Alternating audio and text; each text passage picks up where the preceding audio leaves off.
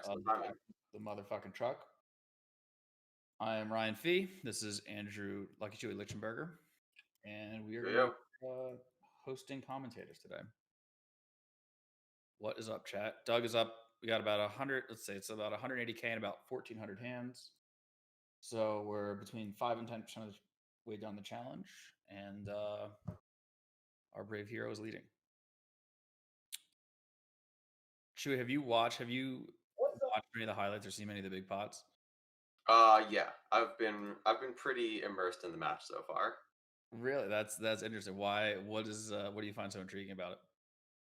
I mean, I've played Heads Up No Limit, as you know, we kind of both played like I don't know what, almost a decade ago, quite often, and I've periodically been in there, and lately been taking it a little bit more seriously as it seems like tournament action died off a bit after the summer, and kind of been getting in there, studying some more Heads Up, playing some more of the regs. So it's kind of cool to sort of see how Doug has like innovated his approach in the modern era of Heads Up No Limit compared to obviously he was very successful previously. So yeah, I've just really enjoyed watching this so far, and also seen Daniel's approach to studying and improving his own game because I mean it's just like not really his main format. So it's cool to see how he's approached that as well. So we have an interesting hand over here on the 8-6, the 3-bet pot, 6-5-2, 2 hearts, turn 8. Doug bets big on the flop and then checks. Daniel then bets small, and I actually don't mind that play by Daniel because I think a lot of Doug's, in general, his bigger size is a little bit more polarized, and the 8's not the most amazing card for his range, and I think I have a pretty high turn check fold, so Negreanu can capitalize on attacking that a bunch with small size, doesn't give up a ton. Yeah, I agree with that. That's pretty small size though. It feels like against that size, like if Doug just has like offsuit king queen or whatever, he just gets to peel. I feel like you kind of want to go a little bit bigger to create some more indifference from the pure overs, but worked out. So you're saying you've been paying attention to the match, obviously possibly getting in the mix a little bit with Heads Up. What have you drawn that you're willing to talk about strategically from this match so far, or from what people are doing so far? I mean, the one thing that jumps out right away is that it seems like Doug is more comfortable in I guess a wider array of the game tree.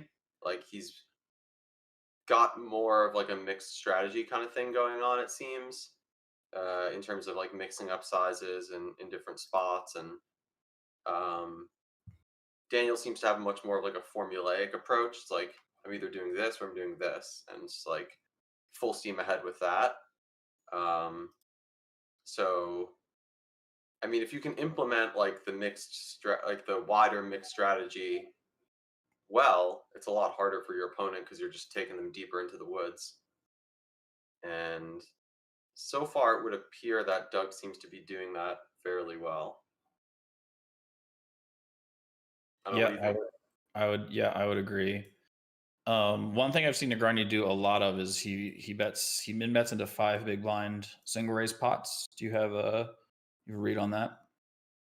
I mean, I think that's somewhat reasonable. Like, I tend to go 30% on a lot of textures, so the difference between 20 and 30 isn't like so big. But I feel like a lot of the issues with um, betting too small on certain textures isn't necessarily that street.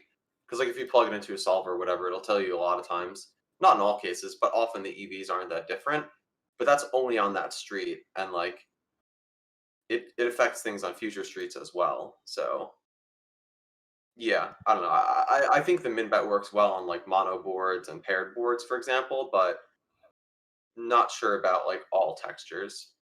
Yeah, I've seen him do it on some textures that I thought was a little bit curious. I think there was like a king and then 2 low cards that he did it on. I know he's done it on a couple like ace somewhat coordinated boards, and I don't have really a strong read on what he's doing after that, mostly because I didn't pay close enough attention, so I don't know. But yeah, you're right. It is that's sort of the I say the problem, but the difference between poker now and poker in our day was that any given hand in our day was a lot more reflective of how somebody played, and you could make a lot. Um, you could make much more sort of like accurate judgments about how somebody played based on a single hand. Hmm. Whereas now people mix it up so much that any given hand doesn't it just really doesn't make in a vacuum. It's just not that valuable to make Yeah, that kind of a judgment, well and it's said. really more about looking at everything in context. Which no whole cards, no hand histories, not even like not even like a clear record thread. Yeah, Hard to do. yeah, By the way, we're seeing one of these min bets here. So it's an ace queen four, yeah, two diamonds. So obviously a board reasonably good for Daniel's range. Um, and small bet with presumably a lot of hands to pressure. And then yeah, you're gonna see a lot of checks, especially on a turn four, where value betting becomes a lot trickier for him. And yeah, even betting some aces isn't as good. yeah, yeah, definitely. One of those flops where I feel like if you're only min betting, you probably give up a bit too much, so you have to throw in some larger bets. But yeah, I mean, like you said, it's just better for him, so just gonna get a lot of folds. Yeah, it is an interesting. I mean, you're betting at that point. You're betting a say a dynamic board, but a board with enough going on that yeah, you really do have to get into some very sort of interesting.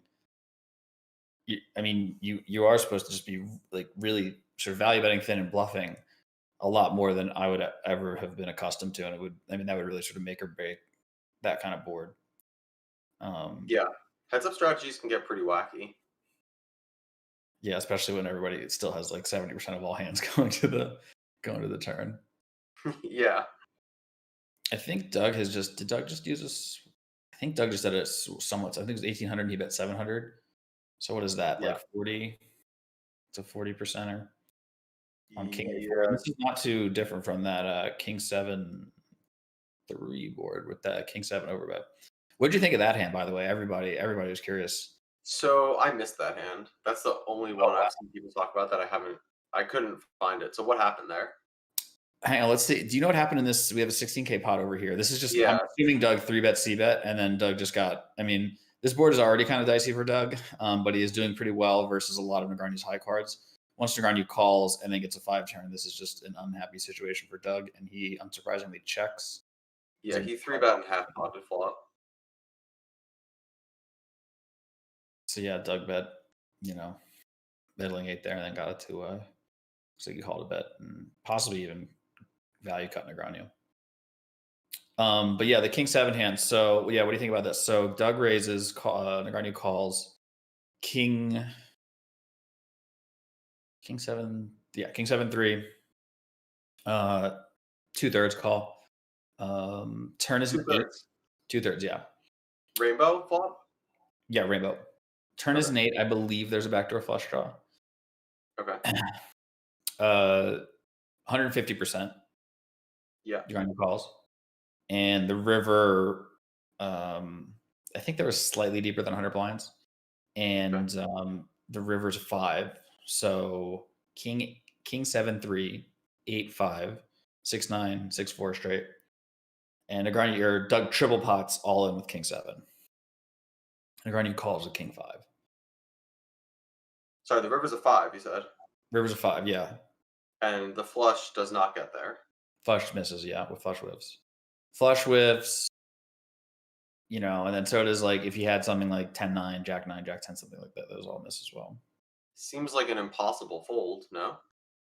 Sure, yeah. I mean, I think the more interesting, yeah, of course. I just think the real question is about Doug's shove with King 7. Hmm.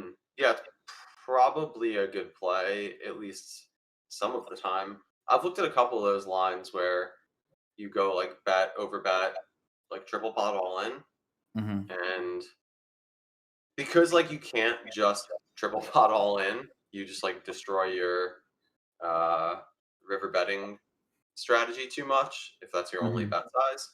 You definitely use it some of the time. I mean, they both kind of had like I guess king five's not really like effective nuts, but King 7 kind of is for the way the hand played out. So, Yeah, close. yeah, Yeah, I mean, Negreanu could. It's you could really just have king 8. yeah, It's like even I mean, I feel like threes raises so much now. It could like, and he might even three bet three sometimes pre. It's yeah, it does really feel like king 7 is basically the nuts. I I just feel the like interesting thing about it is I would just not do it with Doug's hand. Like that said, I haven't looked at anywhere near the number of sims he has, but I would lean towards the straights and three threes, three sevens. I would try to right. avoid the king, but Yeah, I would imagine that's probably accurate. You wanna, like, mostly just go for, like, the 3 quarters kinda thing with king 7, and do then you have you been doing very much of that of those like big all ins and spots where it is technically correct, but there's like sort of like a calibration issue where like you do have to like if there's like a factor that's different that makes it such that this player could have a lot a number of strong hands that sort of value cut you. Um, do you find yourself going for those or not as much?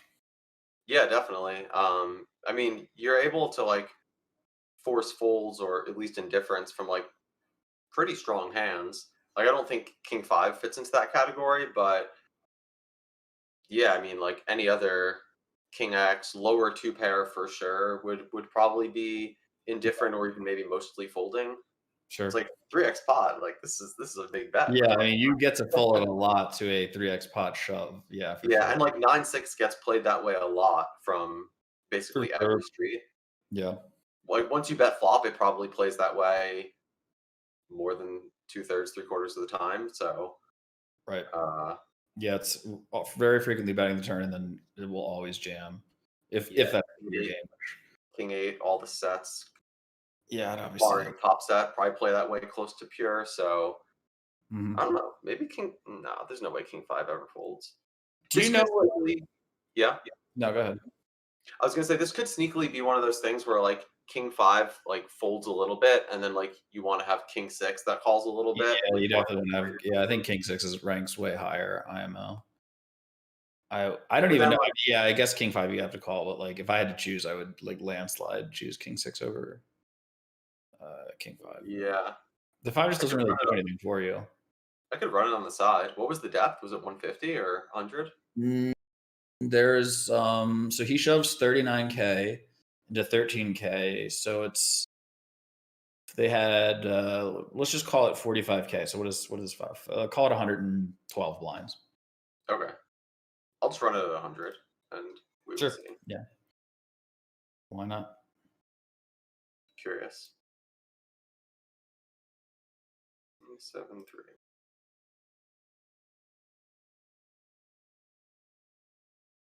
Sort of looks like Doug got Daniel with a bet check bet line. Daniel, the seven's a pretty great card for Doug when he has the eight. Because Negreanu's going to have a number of hands with a 7, 10-7, 9-7, 7-5, 7-4, ace-7, even, king-7, queen-7. I mean, like, even like queen and jack-7 backdoor flush draw. Yeah, Just happy. And then Rivers, you're saying with the 8-4, he went bet check bet. yeah, I'm pretty sure I went bet Yeah, check bet. He could have delayed bet and bet the turn, but I think that I just don't think maybe he'll do that sometimes, but I just don't think it's going to happen very, very often. yeah, makes sense. Jack Hagan wants you to know that he bought the Yoga of Poker a few years ago, and it was a very meaningful book to him. Sweet. Glad to Can hear that, you? Jack. I guess now we're on the topic. Can you shill the Yoga of Poker for a second here?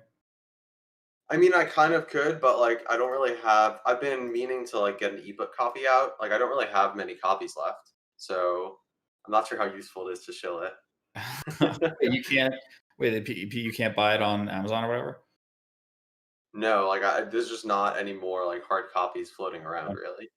all right. Well, Um, I'll give a short shill, I guess. Like, I go wrote a for it. book. It's about kind of like you could say like a mental sort of spiritual approach to poker that runs through my mind and kind of just how I perceive things in life. And yeah, it was fun, and I guess a lot of people really enjoyed it. But I do think that it's interesting anytime like you write something and a lot of people read it, and then you look back on it like 5, 6 years later. It's like, oh, I've kind of changed my perspective in certain ways, so Mhm. I feel somewhat obligated to like update it and share things through a lens that feels more pertinent to where I'm at currently. So that'll be fun as well. But it was definitely enjoyable to write it. Diesel, this is a Herman Miller Aeron, the chair behind me. What was the react? What was like the reaction, or like how did people react to? Like, did you have any expectations, and then kind of like what happened after you released it? People read it. Um, yeah, I think it was just like pretty off brand for what poker books typically entail. So there was a lot of intrigue in that sense. Um, a lot of people asked me about it. I did a couple interviews and podcasts. Nothing major, but it was cool. It was nice to be in the mix, share Sure. your thoughts, express yourself, that kind of thing. Yeah, definitely. Do you still get people hitting you up about it? Yeah, I do actually. I probably should. Yeah, I really should put some time into the ebook, but By the way, we have another King Seven hand. We got the King 8-5 yeah, back. So yeah, same spot, 36K in the pot. Doug has it, or he doesn't. Negreanu's got something. here's the Probably four. might I be. mean, Four we is might. not Negreanu's card for sure. It's not looking. It's not But looking pleasant. it's the four might be a little too tempting for Doug. He might not be able to help himself. Yeah, like this is a spot where if you have like the 9, 7, 1 spade kind of thing, I feel like you go for it like fairly often. Like I don't know, Oh, half the baby, time, maybe a little bit more. we got a four bet pot over here as well. All right, this is happening. This is basically the exact same hand. All right, we take it down. There it is. There it is. There it is.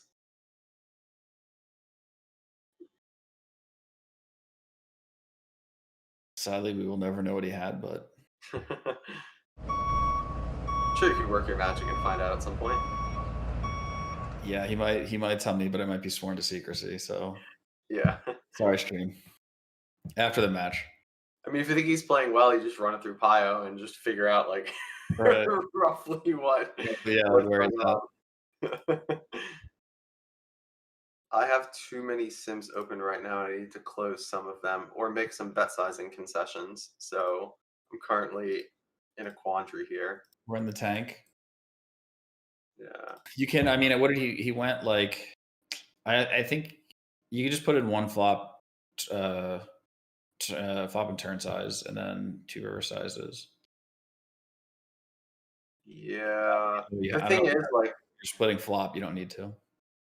what I've learned from these Sims, like I could do that and it would give like somewhat of a result, but Mm-hmm. because all those other options are ignored, Mm-hmm. it'll like play earlier streets differently Sure. because there's less options on later streets. We got a juicy pot over here. Negreanu three bet big on the flop. 10-5-4 turns an eight. These boards seem to. These boards were always tough to play back in the day. Um, did you what was your approach to a board like 10-5-4 three bet they call? Well, actually, let me start with this. What was your three bet percentage back in the day? Let's start there. I mean, I played a lot of different strategies. Kind of what seemed to work best against population was just a maniacal like three bet just to pot, so like small three bet out of position at like super high frequency. But I didn't do that for the duration of the time that I played heads up, but that did seem to work fairly well. And the flop strategy, I honestly don't even really remember. I was probably way too aggressive though, just if I had to guess. Sounds about right. So what happened was 10-5-4. So Negreanu bet big. That definitely did seem like one of those boards that you bet. That back in the day, people would three bet, they'd C bet because they would feel pretty good about just their range advantage. But then the other player would call and they'd just be like, like you get to the turn, and like now, Yeah, like they fold a bunch of their high cards, and you have some pairs that are really good, but then you have like way too many high cards that are in trouble, and you're just yeah. like at huge risk to massively overbluff if you continue to bet. Um, and that weirdly seems like it's a lot of what both of them are doing is on those boards. They use their bigger flop size.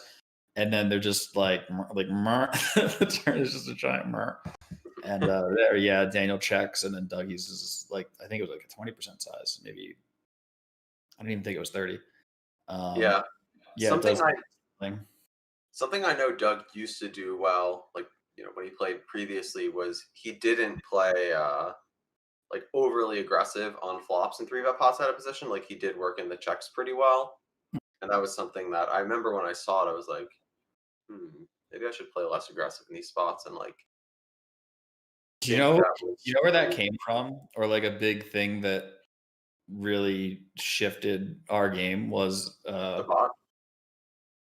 no, after yes, actually yes, after he played Sauce, um, and you looked at Sauce's C bet by board texture, which was Mhm. something that we did that was like I don't know if I don't think I've ever told you this, but like something that we did that got us way ahead of the curve was we would break down boards based on based on like how high they were, if they were paired, if they're monotone, straight, like whatever, and then we would see how you would play on those boards.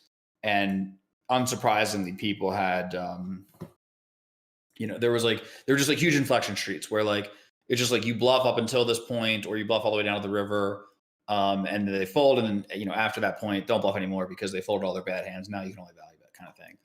Okay, And so I was thinking this was against the University of Alberta thing, but you're talking no, about just like this is data, versus sauce. population data. Well, yes, we used to do this versus our opponents, and Gotcha. then we did it versus Sauce. And what we found was that, and it was almost like very. I mean, Sauce has been playing a lot of PLO and then was hopping back into No Limit, and it was almost like very PLO ish in that if it was like the 7, 8, 9 high boards, mostly 7 and lower, 8 and lower, his C bet was like extremely low. Mm, And if it was like, and then as the board get higher, essentially his C bet would linearly increase. Then like ace high boards, it was like off the charts. mhm. Um, and we were just like, huh, like I guess that does sort of make sense.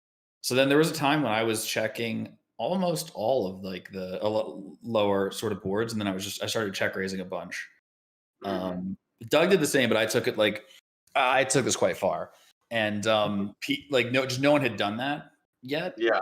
Um, the sauce would raise like a little bit, but I was like, fuck it. Like they're just gonna think I'm fucked and bet, so I'm just gonna like check raise to like the house, and that was that was like a good that lasted like a good 3 to 6 months, and that was like a really good 3 to 6 months.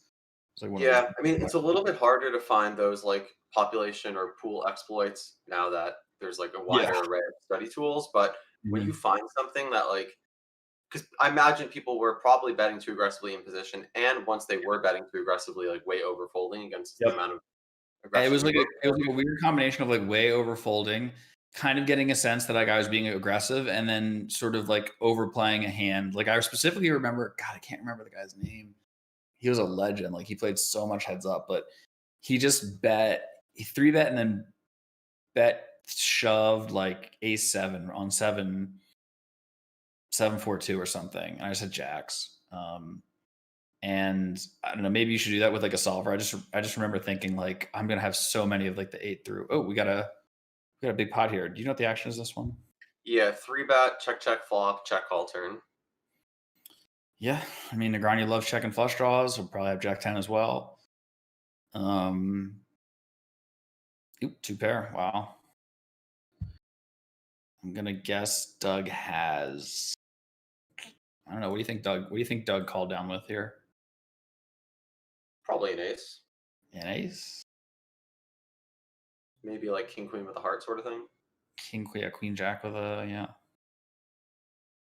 I don't know. We'll never The know. six seems like a sort of bad river, but The 6.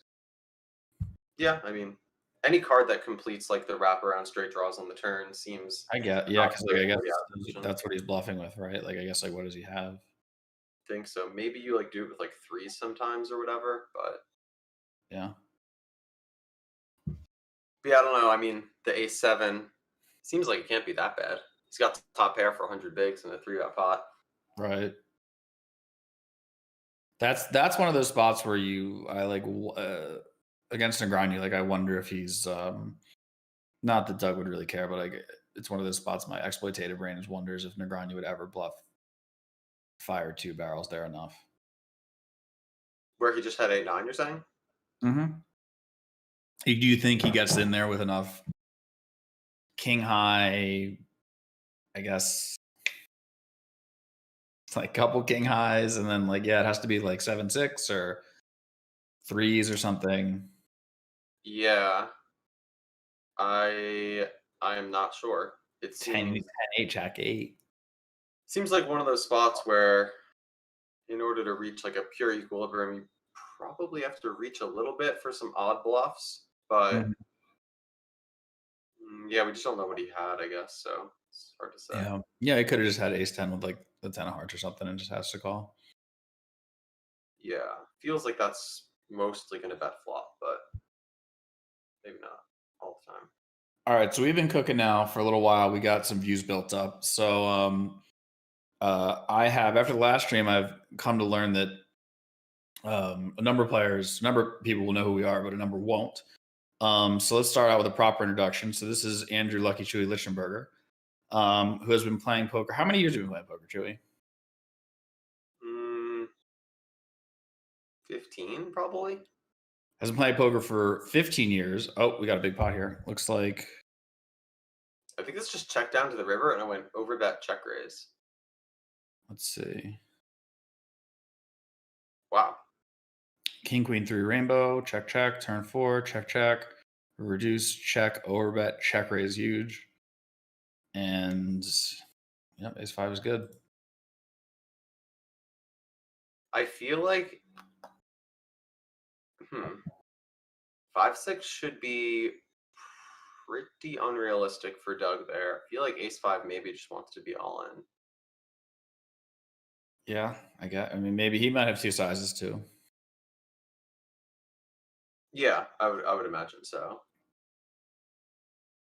So anyway, so yeah, poker for 15 years, high stakes poker for a lot of that. And honestly been, at least, well, I would say your results and then also just me playing it, you've been like a sharp player for like a very long time. Thanks, buddy. Do you did you can we had this discussion, but I can't remember. Did we end up considering you a tournament player? I think you asked me what I consider myself. And yeah, what would And you say? I guess, I mean, I play tournaments. I love them. I seem to stand alone in some ways amongst many other successful players. I mean, I guess a lot of my friends play a lot of tournaments as well, but plenty Sure. of them don't. Yeah, and you're also, I believe, you're one of 2 people that excelled in tournaments and was also excelled in high stakes cash. You're on a list of 2 people. It was you and Jake Schindler, who were like entered sort of and were primarily tournament players for a long time, and then were able to successfully transition to cash, which I am a huge achievement. And yeah, played ridiculously high stakes tournaments live and online. A lot of success there. And as we've sort of been chatting about, yeah, like also like that's also the crazy thing is that you are also like a very respectable heads up no limit player, which is that's super random. Yeah. But I believe lately though you've been sticking mostly to tournaments. Is that true? I played a lot of tournaments for the last couple of years. I had a big score at Bellagio end of 2018 and kind of just dedicated a lot of time and energy to tournaments and studying tournaments since then. And then earlier this year, I was playing more cash, but not a huge amount. And then when WSOP started running a lot of series around the time that the lockdowns were going on, I was just like, all right, this is kind of sweet. I'm like pretty sharp in this format. I'm just going to play a lot of this. And yeah, that kind of continued. I would dabble in cash here and there, just like fill table space. But then only lately, I would say the past month or so, have I started been have I started taking cash a lot more seriously and putting in more work there. Is that because the tournaments have been slowing down? Yeah, and I'm also just intrigued by it. Like, uh, I would say this challenge is sort of a part of it, but there also has just been, at least from what I've observed, like a slight increase in cash action. Whether it's because of this or something else, I'm not sure. But it's yeah, it's I, fun to see that. I think you're right. There is some weird sort of like, I don't know what you call it, momentum, energy, intrigue that stuff like this does precipitate over into, yeah, like more cash games, or if it was a tournament thing, or a heads up thing, a heads up thing. Hmm. I've definitely sort of observed that same phenomenon over the years. Also, correct me if I'm wrong. You are the biggest tournament winner on WSOP this year. Is that true? As far as Sharkscope says, yeah, Pretty good. That's pretty it's not pretty good. bad. Yeah. I'll take But you it. mostly play WSOP. You don't. I don't. Do you play very much uh, ACR, or have you traveled to play on any stars or GG or anything like that? Nope. I've played 0 hands on any other site in Oh the my last god. couple of years. And I guess why is that? Like, why not do any of the above? Well, for a while, it was really just that I felt like I knew the player pool really well, and I didn't mind playing like fewer tables and just really dial into it. And they're not like super high stakes tournaments or anything, but it's just fun when like you're doing really well in a format with a specific player pool, and that seems to just like Sure. consistently Yeah. churn out the results. So Right. Yeah, you're right. Yeah, there is yeah, definitely something to that. Are you intrigued at all of the two go? Because like I know that there's something going on Stars right now. It's like an online EPT or something. Does like do you have any desire? Is like any part of you want to like hop in there and battle it out? honestly, no. Like Okay. I would Is say that's something that's slightly a product of like I don't know, just being a little bit older. Like I guess I enjoyed travel more when I was younger, and you can Sure. probably relate to this some. Like just enjoying the comforts of Yeah. your own home is kind of sweet. And Mhm. I've always been like a big believer in the freedom you get from poker being one of the best things about it. And it's like, yeah, I mean, certainly sometimes you have to make sacrifices to like go capture EV when it's presenting itself. But uh, yeah, I don't feel that way right now. I guess. Looks like Doug backdoor to straight here. Let's check out this hand real quick. Yeah. Yeah. So I think Doug, from what I've seen, seems to have like Looks like 3 different flop sizes in a lot of cases, which that expands the game tree quite a bit. sure. Because I think he went half on turn there, where he's also Yeah. probably got some smaller bets and some pot or overbet type stuff. Yeah, that will definitely. What do you think? What do you think about that? About like adding a lot of complexity for maybe a sort of tiny amount of EV, or debatably tiny amount of EV. I think it's one of those things where like if you can make it work, it's awesome. Takes some time maybe to kind of get your footing with it Nope. because All in. 10 on the flop. No spade. No queen. Back it up, motherfucking truck, baby.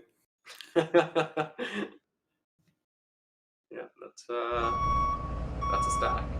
Where are you at on? Do you try to simplify as much as possible, and you're still sort of refining that, or are you kind of like now maybe trying to open it up and get a couple more sizes in on Yeah, earlier? so I'm much more a fan of like the complex approach, like taking your opponent like deeper into the game tree and having a better idea of what strategies look like in different nodes that maybe they're not either as studied in or just as aware of because they're less frequently done. Yeah. But part of that is also sometimes I just fuck them up and it's like, oh yeah, like, you know, Yeah. I got in this weird spot. Like I had a spot today where I just fucked it up and I was like, okay, well, I mean that's bound to happen. And that's why it's fun, like also just from the sort of intellectual pursuit of playing more cash and more heads up again. It's fun to just like dive into the strategy and sort of get humbled in the way that I guess we all have over the years, where it's like, yeah, I don't really know this format as well as the thing that I've been putting a lot of time into. So it's a little frustrating when you make those errors, but it is also very rewarding to um, delve into new strategies and Right. figure all that stuff out. Yeah, it is amazing when you figure something out and then you like apply it and it works. You feel it's like you've Yeah. unlocked like a treasure chest or something. Yeah, and then when you play people who do the thing you used to do, you Right. feel very definitively like, okay, this is where my edge is coming from. Yeah. Right. Yeah, exactly. And then yeah, and then you kind of know how to what the problem is and how to play against it. Yeah. I was who was I talking? I was talking to I think Deeb about this. He was saying there's like somebody was saying there's like a mid the guy that like really excelled at mid stakes and then just couldn't excel. Oh, this is somebody else, but they couldn't excel at high stakes and they're like, well, why, why is that? And the reason is because yeah, this player probably had like a bunch of say obvious exploits to like the higher stakes community, but we're really good versus the mid stakes guys that sort of hadn't figured it out yet, and he was sort of making a lot of chips doing that, but then like just ran into a brick wall and wasn't really self aware, um, and that's why that's why I had that sort of limitation. Yeah, that makes sense. I mean, I think that's probably the case for a number of players who do really well at one stake level and then move up and fail to make the necessary adjustments where I mean, often it's like over bluffing. It works better against players who don't recognize the necessity to take certain hands to showdown, and then better players do. It's like, oh, okay, this guy's not letting his hand go as easily, Right. nor is anyone else at the table. Right. Yeah. Exactly. Yeah.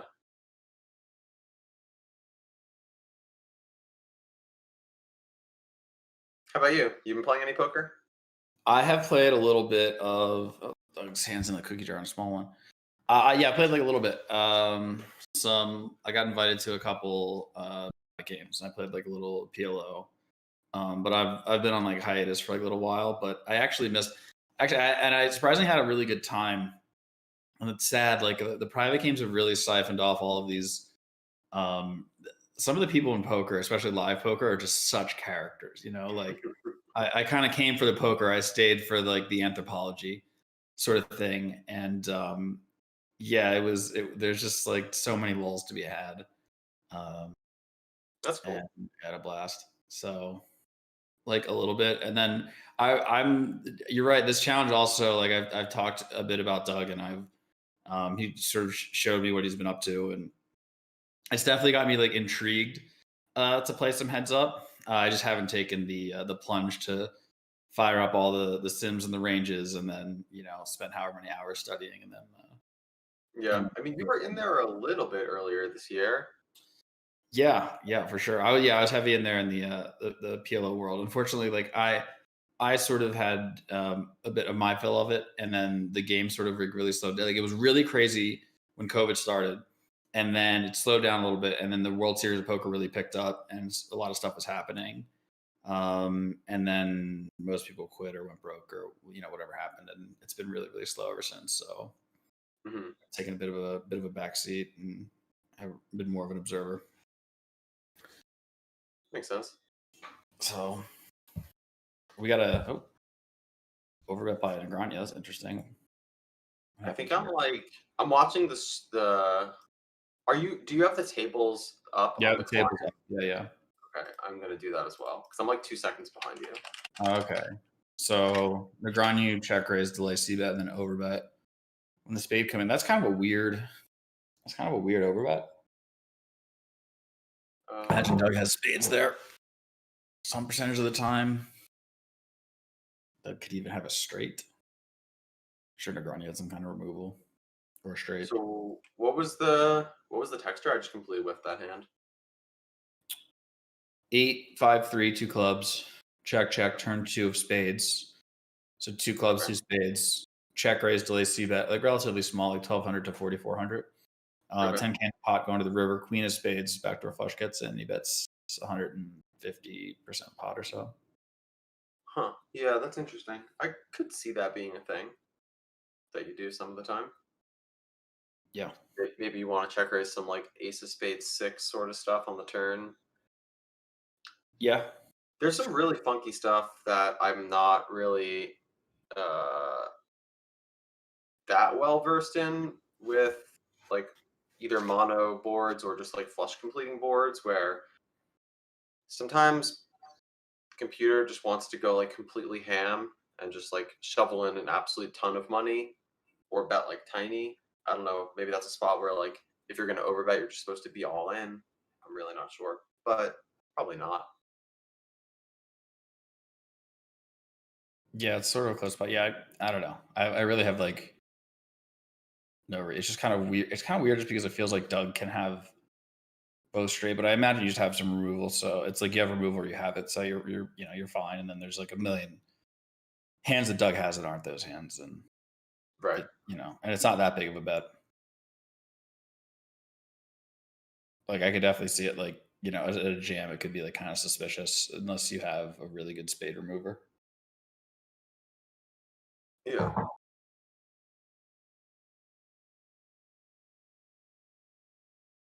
Do you remember? So we played a hand where I was like trying to take people off in the weird parts of the game tree. This is 10-7-4. Yes. Of Okay. course I remember this hand. I led 10-7. So I was mostly doing this in PLO, but then No Limit was running, and I was like, why not? I'll tickle my fancy.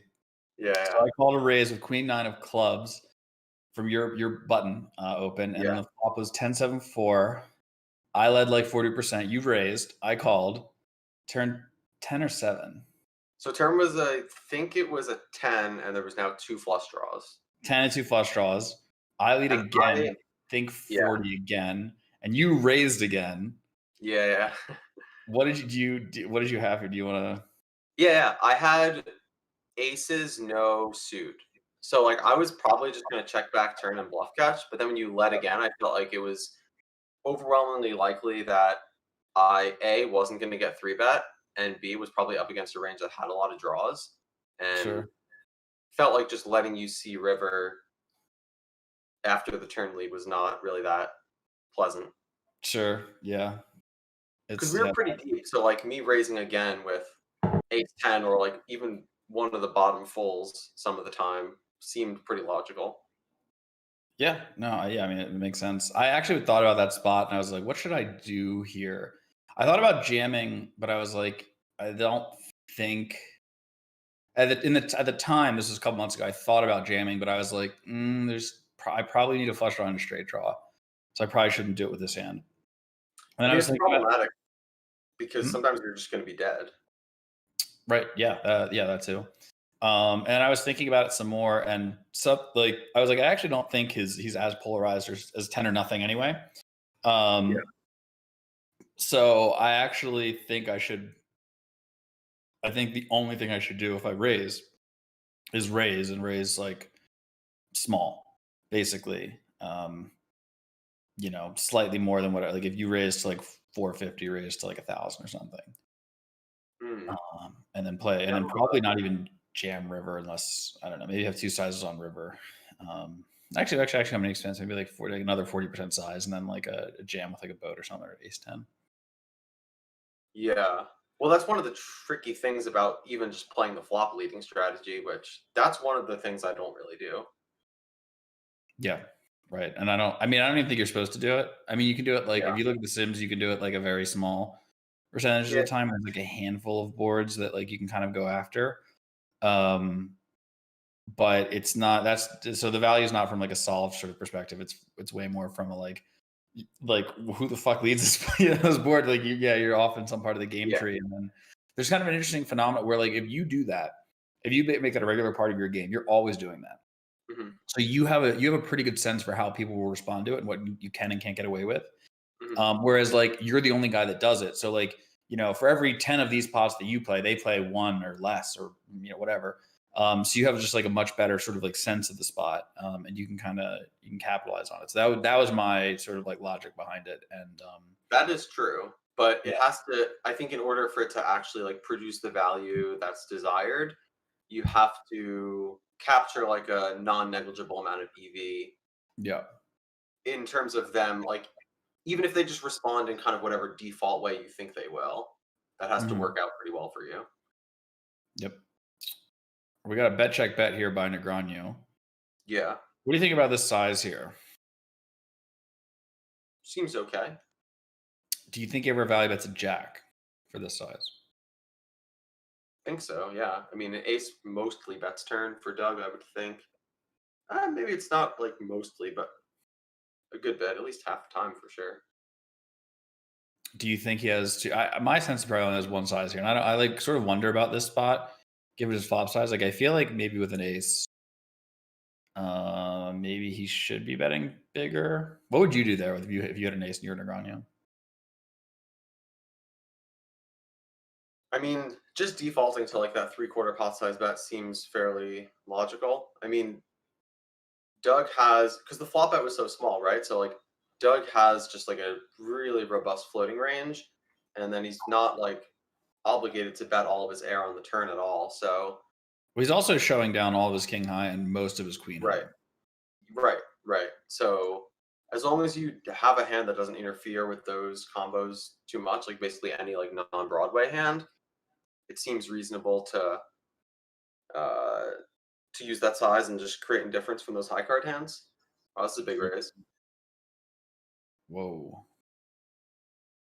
So For what open happened bet? here? This was check, check, flop, bet, turn, bet, mash, river. Yeah, I guess. Or I don't know. Maybe this is like bet. Let's look. I'm gonna look at this. Okay, check. Okay, he went for the small turn lead. Uh, yes. Hmm. Hmm. So Negreanu had a 9 or a bluff Could have had a king potentially. to The bet the ten is river. the 10 is one of the rivers where it feels like you do get called by some worse hands Maybe. Doug because like any bombs. gutter hand isn't folding the turn, right? For the Yeah. 20% lead. Hmm. Yeah, I don't know. I Well, mean, we'll don't know. We don't see. Yeah, we know no one's cards. So like, meh. could, yeah, yeah. There everyone is could have played their hand good, or like everyone's just like a giant whale. yeah.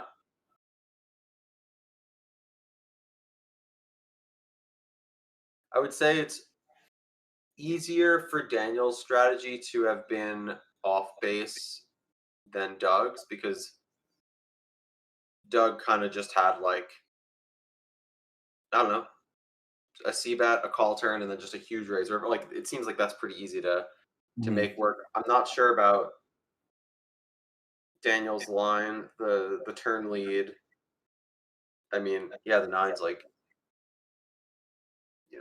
pretty good for him, but Yeah, but the Doug still has opposition, very strong hands and bets yeah, bet down on the flop and right. The out of position leading strategies can be kind of tricky, particularly heads up because the ranges are so wide. Like Mhm. in tournaments, it's like so much different. Where like when EP opens and you call big blind and you get like the paired turn on a card where like they just don't really have like many of those hands. It's just so different. And yeah, that's kind of one of the reasons I like tournaments is it's so dynamic. And although full ring poker isn't my favorite form of poker, it is cool how differently you play like similar boards and with similar stacks based on where like the open comes from. One question I wanted to ask you is how much has tournament poker evolved over the last couple years? Because it seems like there's probably a pretty big evolution around the time of Solver coming out. Yeah, But since then, definitely. things are pretty, everything's pretty shallow. Yeah, it's full ring, so it doesn't seem like there's maybe that much room for it to continue to evolve. So I guess where are your sort of feelings on that? Is it everyone's really searching for these really tiny edges that are left?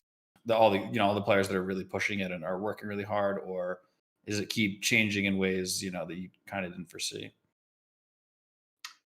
I mean, it's definitely changed a lot.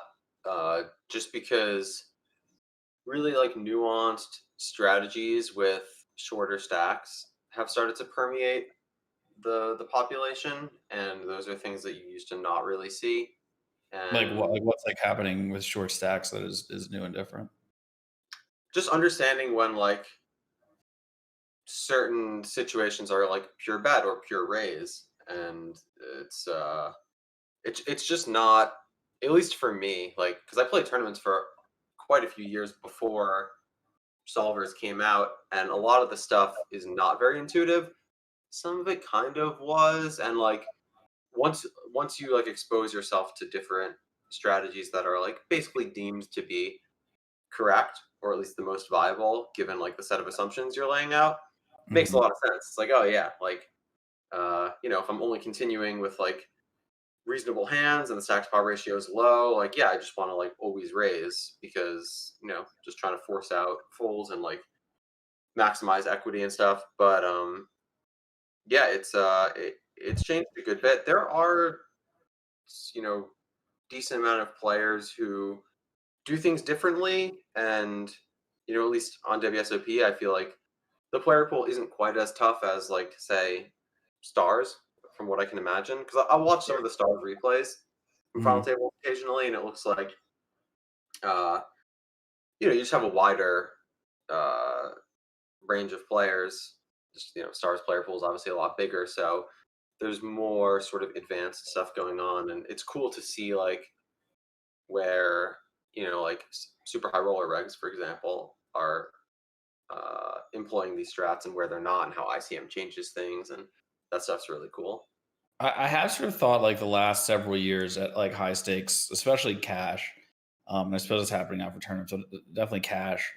Um, it's almost like this, like it's like a research project that everyone's participating in. Now Yeah. that like I want to say even it sort of became kind of like bum huntery, and the player pool became kind of small, and then even there weren't even like bums, so like regs just sort of started playing regs, and or like just no one had anything to do, so they were like, fuck it, we're just gonna play 3 and 4 handed and just see who's the best. And yeah, it was sort of this research project in the sort of like everyone's got like a relatively good sense of how to play the game. It's been pretty advanced. Everyone, I'm sure, reviews hands. Um, and and yeah, they sort of like keep playing, pushing out like small edges and really further where the cutting edge of knowledge is. And it's Yeah. weird. 'Cause it's very esoteric. Like you have to be like only like a handful of people can understand. Really like what's going on. Because you have to know some of the hands. Like you have to know the players. Like why would like how could this hand ever exist? Right. It's like, oh well, Mhm. have you played with Jinmei before? Like this is how this hand exists. Yeah, Um, that's really well said. I've had that feeling before, where it's like, as everybody within the player pool, or as like certain elements of the player pool evolve, like there is kind of like a synergy where everyone else is also getting better, because it's just like it's forcing improvement. It's like adapt or die kind of thing. I think mhm. that is kind of cool. I like that element of I guess what the poker sort of landscape entails. Right. Yeah, which is why it's everyone's like, how do I get good? And I'm just like, the solution really is to play like lower stakes online against relatively much tougher competition, and then go play 10 times the stakes live versus like it's essentially just super whale games. And in terms of like how fast you'll learn versus like how much money you'll make, as long as you have access to good live games, you should do pretty well. Yeah. We got an interesting spot. We got the 10-8-7 check raise here by Doug. Um, Pretty quick coordinated board. So, I mean, I'm sure he'll have a pretty mixed strategy, but you got to imagine a lot of his value range is a straight, because he won't even, he'll three bet a number of the sets. Yeah. And we'll have a couple two pairs to raise, but probably not a whole heck of a lot. And Turns Jack Nine 10. suited probably three bets a Yeah, that lot. too. And probably a bit of the 6-9.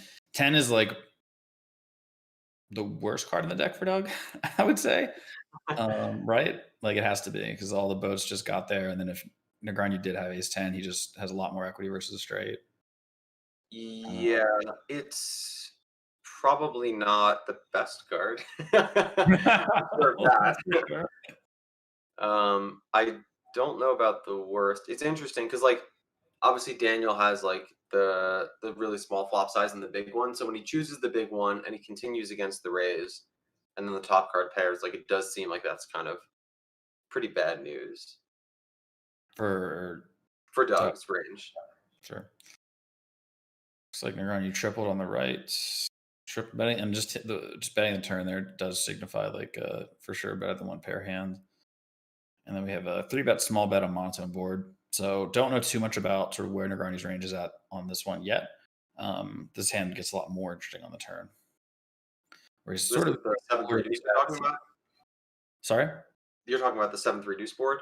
7-3 deuce. So now that he's Yeah. bet, he's generally going to be sort of like on the more polar side. Not the best card for Doug. Like, yeah, maybe some ace-4 combos, but none of his clubs improved, and maybe he had 2 clubs that are set to begin with. But yeah, now that's actually a couple 4s for Doug, couple like 6s, 7-6 type stuff for Doug. Negreanu's not thrilled with a lot of his 1 pairs, but can certainly have a number of flushes. All in. Wow. Whoa. Oh, wow. Wow. Wow. Doug got very, very unlucky. So Doug had turned the nut straight, and then Negreanu really had 2 outs. Yeah, it's basically a 2-outer. Uh, Although, he could have if a won. No, just if a club came, it would. Yeah, 6 of clubs. presumably he had one of the better hands to follow through with. Sure. Yeah. I meant to stack it, but yeah, sure. Right. Yeah, Yeah. I'm thinking to just win the pot, but yeah, the stack, that was a 2-outer. Yeah, that is unfortunate. I also couldn't really. That was like one of those spots where, like, I don't know, maybe I played too much Omaha, but I'm like, wait. So I saw the right hand, and I was like, I saw Doug's hand, and I was like, whoa, Doug had the 6-4. That was the hand you didn't think he would have, but I guess okay, small bet from Negreanu, sure, call, whatever. And then I saw Negreanu's cards, and they were black, and I was like, oh, he's bluffing. And I was like, wait a minute, 6, 7, 5, 7, all, all. That's not what I wanted to say. Yeah. Oh, well. And Negreanu bluffs small one. Doug takes it.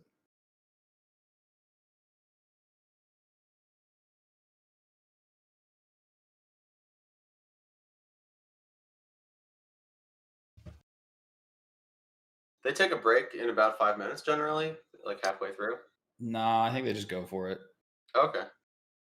Yeah, sure. Could we replay that hand for the fans? I think everyone wants to see exactly what happened. The rivers on WSOP are kind of quick. You know, it's like here it is. All right, this guy wins the money. Moving on. Yeah. I mean, I can recount the action, but I don't know if we can get the hand history Yeah, up. but the bros want to see the chips and cards. They I love the know, chips and I cards. know. You got to give it to them. I feel the bros on that one, Yeah, there's something special about it. 100%. Yeah. Oh yeah, we missed it. No problem. Have you thought about? Have you seen? Let's start with. Have you seen any of the poker vlogs on YouTube? I mean, I've seen some of them, not lately, really. Well, I guess probably lately there's not really many of them going on, but Have you thought about making one? Oh, I guess we're gonna take a break. I have thought about that in the past. I never really like I've recorded a vlog, maybe lifetime, Mhm. but then never really done anything with it. Yep. I definitely thought at times about like being more out there with like content, but Sure. one thing I learned, it was actually kind of like around this time last year, like right after Thanksgiving, I got like a cold or whatever and was kind of just on the couch for a couple days. Mhm. And I remember just like looking through different YouTube creators and realizing like, wow, the thing that separates the best from like the medium ranks or whatever is just the consistency. And I don't really have that in me for that kind of thing. Like the only thing I've ever had that consistency with for work ethic is basically poker. Yeah. Yeah, that is kind of like the sad thing about YouTube. I actually remember when we first started Upswing, like, um, we were sort of we were trying to figure out like how much content should we post, and I thought that we should post less content and really focus on it. Mhm. And our other guy Matt, he thought that we should be posting like a ton. Um, and I was like, no, there's no way. Like we should do that. Like who would like tune into that? Because I thought about the way that I would consume content and like I like sort of ignore most things and then sort of seek out the stuff that like I really want. But that's just not the way the internet works. So we ultimately kind of got both the best worlds. Like we just had I was like me and Doug were very adamant about like the quality of the content. So we just made sure that everything's really good and then we just made like an ungodly amount of it. And then yeah, the name of the game is post as much as possible. Yeah, it really is. And yeah, if you don't have that content out every day, your viewer base just goes somewhere else. Yeah. Like even with podcasts I listen to, it's like they're very consistent about posting like if not uh like at a minimum when you expect them to, if not like more than that. Yeah.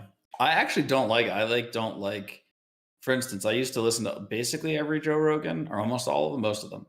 Mm. And now he just posts so many. I'm like, dude, I can't even come close. There's not Yeah. nearly enough hours a day. Like I can't keep up. So like I just, now I listen to two a month, three a month, maybe. Yeah. Um, I love having podcasts on when I'm playing, just having like something in the background. Like I alternate between that and music. Yeah, with the Rogan stuff, like I think it's super cool when he gets like experts on in different fields yeah, where it's just like yeah, I love those are my favorite. yeah. Anytime there's like an astrophysicist or like an expert on like moss or yeah, like water or something. Yeah. I'm like I'm tuning in for this guy. Like The yeah, sleep expert was pretty cool. I enjoyed yeah, that one. that was good. Yeah. Yeah, all the Yeah, it's biology. weird. It's almost like it's not purely like this, but like oftentimes, like somebody who's like super famous, I'm like very disinterested in, and somebody whose name I've like never heard before, I'm like, oh, what is like who like what like secret wizardry are you into? Yeah, Um, yeah, I'm oftentimes quite pleased. yeah. I think I'm gonna run to the restroom and get some more water. I know Yeah, they go started for it. back up. I thought the break was gonna go longer, but yeah, I'll be right back. Go for it. By the way, Chad, if you guys have any questions, hit me up on uh hit me up on Twitter at Ryan Feed Poker. Ask a question there. I can probably see it in the chat, but I might not. Um, so yeah. All right, we got a couple pots here. Looks like Doug raised both and checked the one back, and then goes for a small delay on a seeming brick. Might have a couple deuces that could have two paired up, could have tripped up, but probably got a 6-9 or a draw. Negreanu goes for the small check raise, putting Doug in a spot.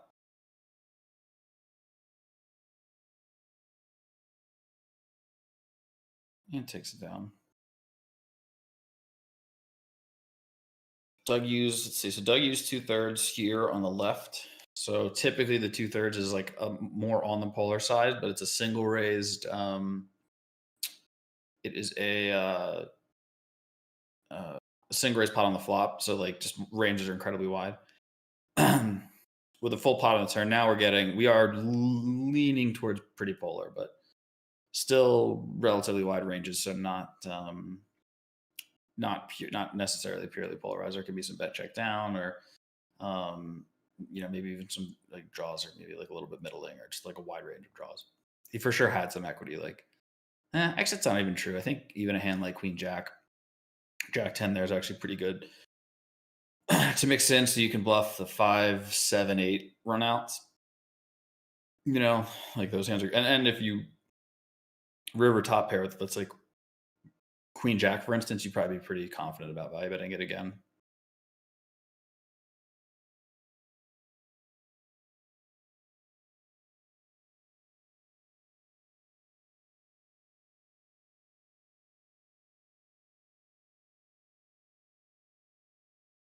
When are you joining the rat hole tables? I feel like the games haven't really been running that much lately. They started popping off again. I'd probably hop in there, possibly even do a stream. Doug should turn a Brinks truck into a Binks truck. I think if he wins this challenge, he'll have enough money to do that.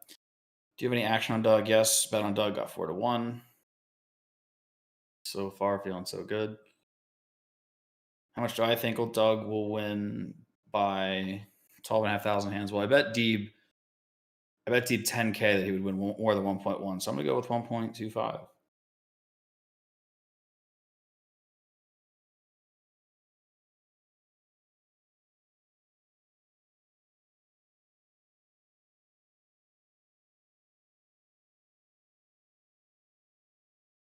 What are your thoughts on 9-7 hands? I think given he doesn't remove an 8, I actually think it's, like, okay. I thought it was okay right off the bat more than most people, but again, like, kinda we were talking about at the beginning of the stream, you have to look at everything in context, like, maybe he calls the turn 5% of the time, and that's not gonna make a meaningful difference in, like, how good his strategy is, and he happened to just sort of pick it. I Uh, actually ran that 9-7 hand. It didn't look good. didn't look good? Okay, well, there you go. Um Also, like, the Didn't look pot but, like, size didn't bet. look good, like, how did it just never made it to the river, or Yeah, no, never. Um, the pot size bet was, I think, not the most frequent size used, and particularly with aces, it was pretty infrequent. hmm. Actually, it was just never with aces. Yeah, as I said, yeah, aces is normally the check hand, right? It's like queens and Yeah, jacks, like, goes balls to the wall, but then, like, yeah. aces does, like, other stuff, and You just don't need protection. You block like continues. They have a lot of stuff that's strong dead, but right. I don't know if your What was the opponent's turn taking. strategy from big blind there? What's that? What was the turn strategy? Was it bet big and often, or small and often, big and infrequent? I think it was mostly like 2/3 or 3/4 or whatever, like medium sized I used, but then Yep. there was also some smaller betting, if I remember correctly. Mhm. And yeah, aces was checking a lot, but not 100%, if I recall. Was it very aggressive from the big blind? Actually, this one I saved. This I can pull up. But we will see. This match is interesting. This match, I mean, just variance really, but like the last match, we saw an ungodly number of 4-bet pots. Uh, and Deeb even Yeah. brought up he was very surprised by how much Negreanu was. Or were you surprised by how much Negreanu's been 3 and 4 betting? Mm, not necessarily, but it also could be distribution in a lot of cases, right? What do you mean Negreanu? No, I think he is 3 betting like 20% or greater, and then has a pretty healthy 4 bet. And I Gotcha. mean, I imagine that he just looked at a pre-flop chart and then was like, "Oh, I guess this is how I'm supposed to play," and that's why they got unbanned. Mhm. Um, Yeah, but I didn't save that sim, I guess. So I'm just failing on the sims over here. but yeah, I mean, I imagine that you're probably going to be pretty aggro there. With the small flop bet, you're going to get floated there a ton, and then turn 8 like it's just bad news for the button. So Yeah. you're likely going to be pretty aggro. One thing I remember about the imposition strategy was with the counterfeited 5/5, like it always just takes it down, like takes it to showdown. Right. Oh, does it? That's one of the Yeah, that was like one of the always bots. called Bots hands. can bots can tilt spike calls well. Apparently, But it kind of makes sense because at least what I was thinking when seeing that. Oh, it's a really small turn raise. That's on the 7. Um, it kind of makes sense where like you just don't block any bluffs when you have two of the fives. right? Yeah. Yeah. That's the end thing. What about Ace 5? I think that one was mixing, but I'm not certain. Somebody with a bunch of numbers in their name wants to know if your book is worth reading as a PLO player. You kind of Perhaps covered this before, it's not a but strategy book. It's yeah, more like this is how I think about stuff kind of book. right. Yeah, it's more like poker as a quest kind of book. Yeah, that's well said. So are you gonna write another one? Are you gonna preface it or update it, or I what was exactly? going to write another one. I don't know that that's necessarily all that likely. At least that it would be in like the same vein. I might write another book. I do a decent bit of writing here and there, but it's often just like random paragraphs that are hard to string together. Like I find it a lot easier. Like with that book, for example, like I had a framework, but that's Mhm. not often the case. So I guess it's possible, but yeah, I not don't sure. think you need. I mean, like, I don't think. So one of probably my favorite author is Nassim Taleb, who wrote Black Swan and Anti-Fragile and Fool by Randomness. I don't know if you've Mhm. read any of those, but they're like, it's not, he just is like, I'm writing about this now, and then just like writes about that, and then like in like a certain format, and then changes it. Then there's like new characters, and he kills characters, and it's not like, it's just for like an expression of like ideas more than continuity or sort of like a uniform sort of thing. So by the way, I would, if I, it's not like my feedback. It's like my request to be definitely do another one, and do it sort of however, just like more thoughts along that sort of that same domain. How to, I think it'd be good because everyone that read the first one, a lot of them would probably read the second one, and then True. I think it's very the like the book in and of itself is like one data point, and then seeing like the arc of like, how we got from here to here is like, to me, I find stuff like that super fascinating. So I know you'd have like a very engaged audience, so I would say do it.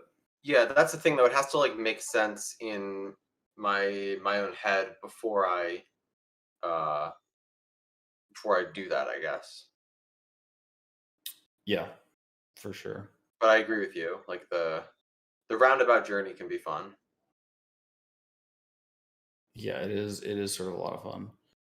So we have a question here. How did basically this guy's asking, how did we decide how to play? How do we decide how to play heads up? Oh, like back in Back the in day. the day? Yeah. So I'll pass this question off to you first. How did you decide what ranges to play, and then how to play, like a general framework for how to play post flop? Yeah, so I would say it was like multifaceted. A lot of it was trial and error. Some of it was definitely like observing either peers or friends of mine and seeing like strategies they would take. And then also just like higher stakes games where, when I was coming up through the mid stakes and whatnot, it was just cool to see like, oh, like this guy is, taking this bet size in this spot or showing down this hand. I'm just like spitballing kind of random things you would see, but those were often pretty insightful.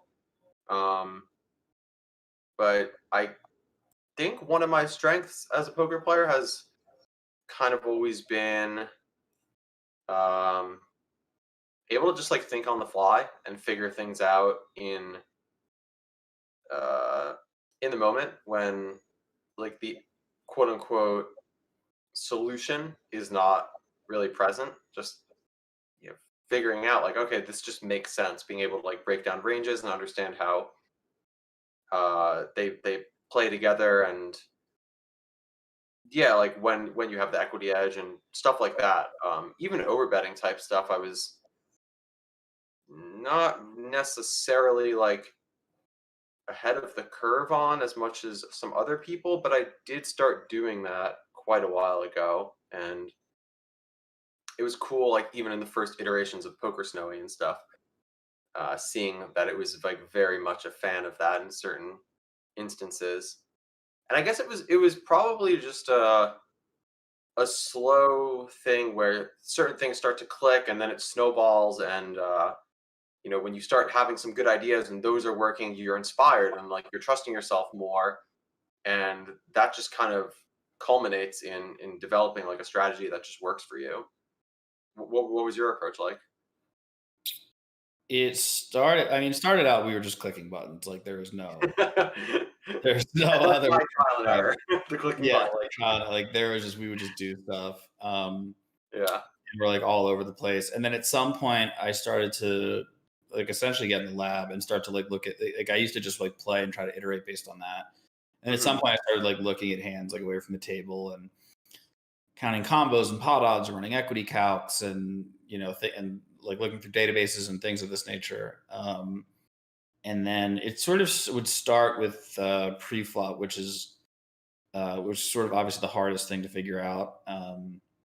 But there are some things you kind of knew. So like, for instance, one thing we would do is like we would raise all hands to the same size. It's like, okay, raise all hands to the same size. And you figure out how much you're risking to like versus like how much you could win, right? So if you're raising 2.5, you're risking 2 to win 1.5. And we had a spreadsheet that would calculate, okay, risking 2 to win 1.5. If they fold this amount, call this amount, raise this amount, how much equity does that hand need to have in a single raised pot in order to profitably raise. So we would use this to figure out how many what percentage of hands you could raise on the button. Which again, there's you're only looking at hands on the margin for the pre-flop stuff, right? So it's like, well, how many? It's like what hands are on the cusp? Like what hands have barely enough equity in order to do this? Uh, so it's like 10-6 probably does. Does 10-5? Maybe, probably. Does 10-4 getting closer? 10-3? Only if they're folding on, Hmm. sort of things like that. So that was definitely very helpful looking at then like once you get a big sample of these things, looking at like just generally how they perform. Are they better than minus 50 BB per 100 or 100 BB per 100 is pretty helpful. Then the river is obviously really easy to sort of figure out. You sort of like count your value bets and your bluffs, or look at how much they're. I mean, we would have like a framework of this, of kind of like going through the math of everything and seeing what we could get away with. But really, where we excelled was we would pick apart other our opponents' games and Hmm. see where they were weak, and then just like very simply figure out where they folded too much, and then bluff a lot, and then figure out where they weren't folding, and then overvalue bet. And that, I mean, that's in essence where those are the two sides of it, is like honing in and exploiting people on one side, and the other side was coming up with like a framework, the very tedious framework over Yeah, time, that's interesting. It's roughly. almost like you had kind of like a deconstructed solver in the way Yeah, that you went about like database yeah, analysis and using math to like actually kind of solve different specific spots in the game tree. I never really did much. I mean, I did some of the math stuff, but I never did too much database analysis. But I do think that the exploit thing was probably something that anybody who succeeded in the, I guess, call it like pre Black Friday era of poker, probably most people, if not all of them playing high stakes, were pretty good at that. sure. Yeah, yeah, no, we for sure had like a very fleshy sort of meaty, slow solver thing that came up with like kind of shitty solutions, but we're slightly less shitty than the solutions we were up against, so it worked out. That really is it, right? You just got to be a I mean, little bit that better really than the is guy sitting across from you. all right. We've got another min bet here. So this is what I was talking about, the ace 9-7 with a flush draw board. It's an unusual board. I mean, obviously he's like just trying to put a ton of pressure on Doug's range. Mhm. Um, Yeah, man, I mean, it makes sense that you would want to use a small size. Again, I'm not really sure about 20%, but I feel like if you never use the big size there, you probably cost yourself a little bit. sure. Yeah, I would imagine so. Especially, I mean, you're gonna have a number of strong hands. But the tough thing is that, like, I know he used the small size here, but does he split? Like, I understand he uses two sizes, but it could be I- based on board more. Like, he doesn't necessarily have to use two sizes on the same board. I'd assume they're splitting, but who knows?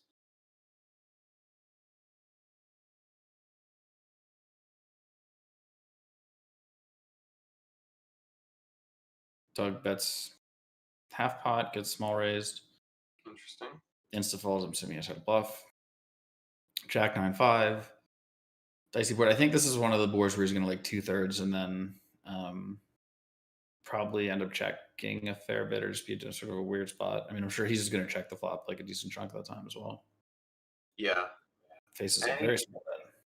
it feels like any of these boards where there's like Broadway, mid card, low card, and like straight draws on both sides, the three better does quite a bit of checking. Yeah, by the way, guys, if you can't see the whole card, just refresh the page. It's probably just not loading. All right, so Doug check calls, turns a queen. Negreanu bets so small that it doesn't. I mean, this is like not an amazing card for Doug, but I imagine Negreanu's range is probably pretty wide there. That's how he bombs a turn, and that's it. Yeah. Doug's hitting the road.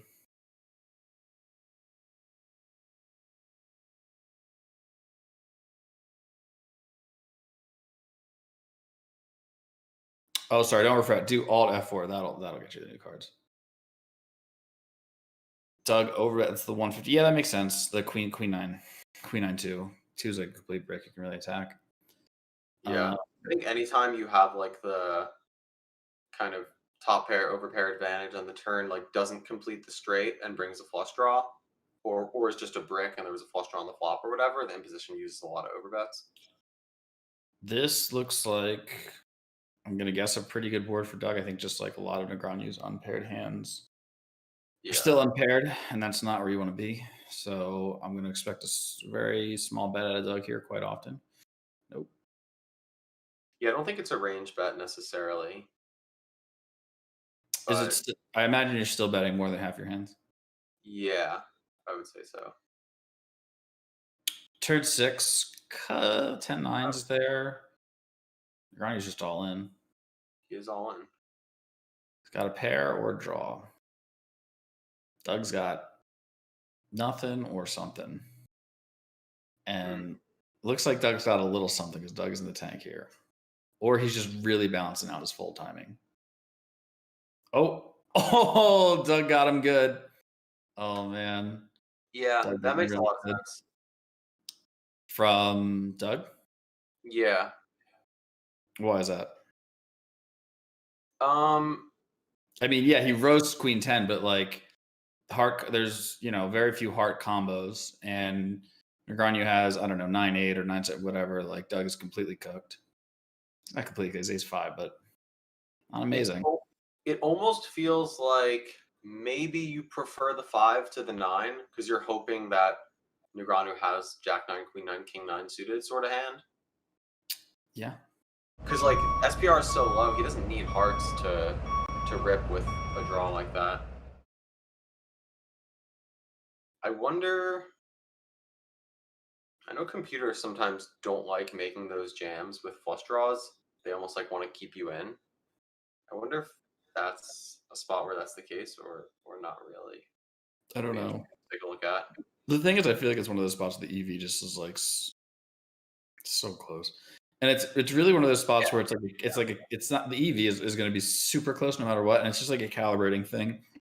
It's more just like does Negreanu open himself up somewhere else in that game tree when he checks or bets small that like Doug can really take advantage of.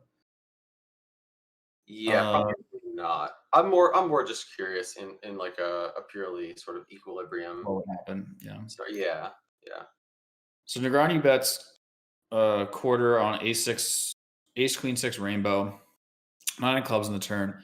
This is a pretty good turn for Negreanu, and that a lot of like Doug didn't really make anything, and Negreanu just made all kinds of like Jack 10, Jack 8, 8, 10, 10, 8, 8, 7, 7, 5 type stuff. But he checks, so he likely doesn't have any of those hands. He maybe has a stronger draw, maybe a trap or like a medium strength made hand. I don't know if he has too many, like 5-4 something, like too many pure nothings. 5-4, King 10. I guess high card just giving up. And he does. He also have a hand like, jacks, tens. yeah. I think what you were asking about earlier, like the Yep. simplifying the game tree and like choosing less options, it seems like that's kind of, at least at a glance, from what I can Mhm. tell, Daniel's approach in three bet pots, going for like the high frequency small bet on a lot of boards where it's maybe like better for your overall EV if you do more checking, some big betting, and that kind of thing. But I guess a lot of it depends on also how you think your opponent's gonna deal with figuring it out. Sure. We got a king a5, and Doug goes for a small bet, which I'm going to imagine is going to be quite aggressive. Negreanu calls ace on the turn. Um, Time to drop bombs. pretty what? Time to drop bombs. Yeah, pretty somewhat neutralizing turn. I imagine I mean, Doug's gonna have a ton of aces. Negreanu's gonna float a bunch of aces. Yeah, it's got to be better for Doug.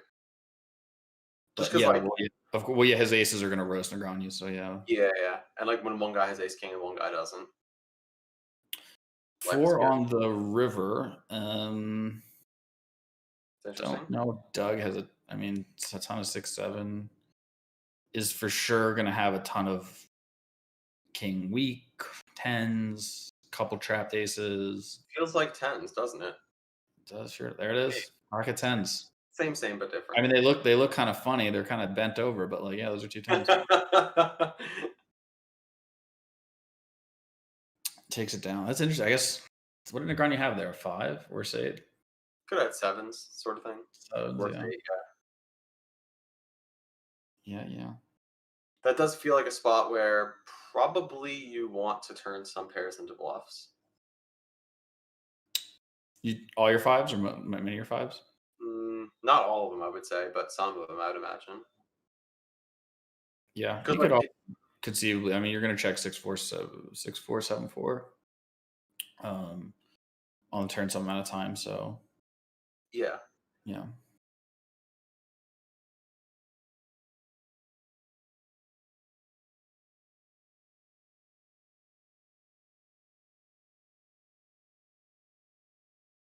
they're going to use for a check raise on the sideboard, takes it down. Don't see a ton of that. 10 8 8. Got another min bet here. yeah. These are typically the textures I also just Sure. go for the 20% on. Doug goes for basically a check min raise, so putting the pressure on. Turns an ace. What would you expect Doug's bet size to be on this turn if he does choose to bet? uh, Bigger than 3/4, like either that or overbet. My money is on 150%. Hey, Yeah. I got the read. We do. We get the 150% bet here. I'm gonna guess this is 8 or nothing, eight or draw probably. I mean, this board he definitely has a draw.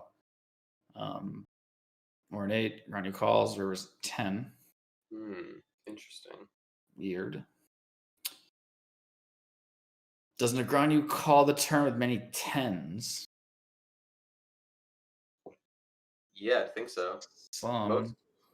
The thing is, he bet really small on the flop. You know, they call it checker, so he'll have. I imagine some ace high like he had there.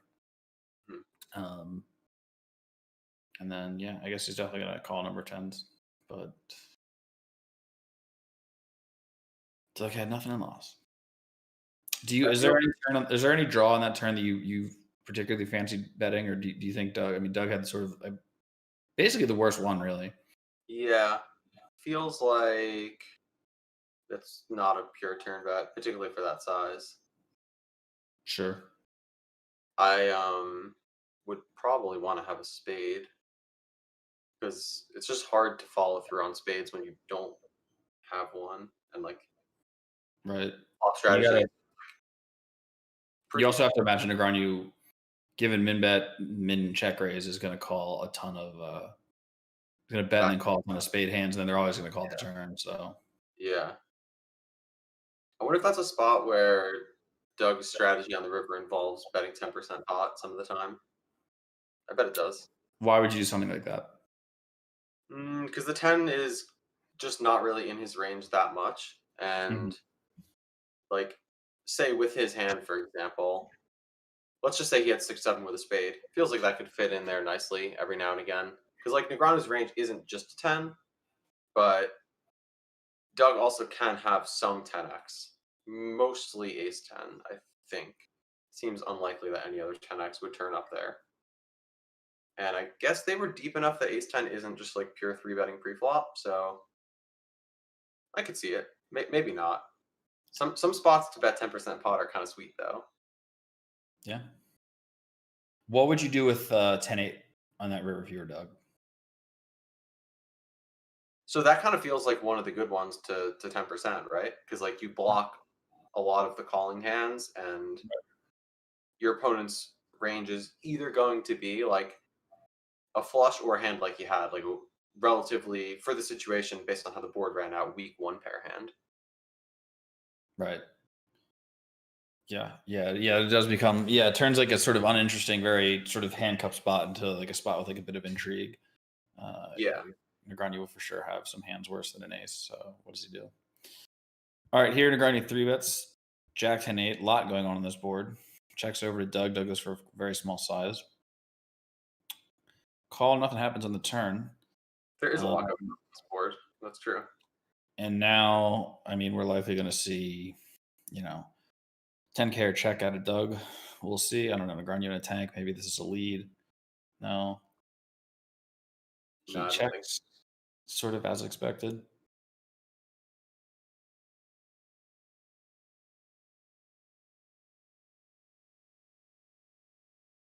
Yep. Bombs away from Doug.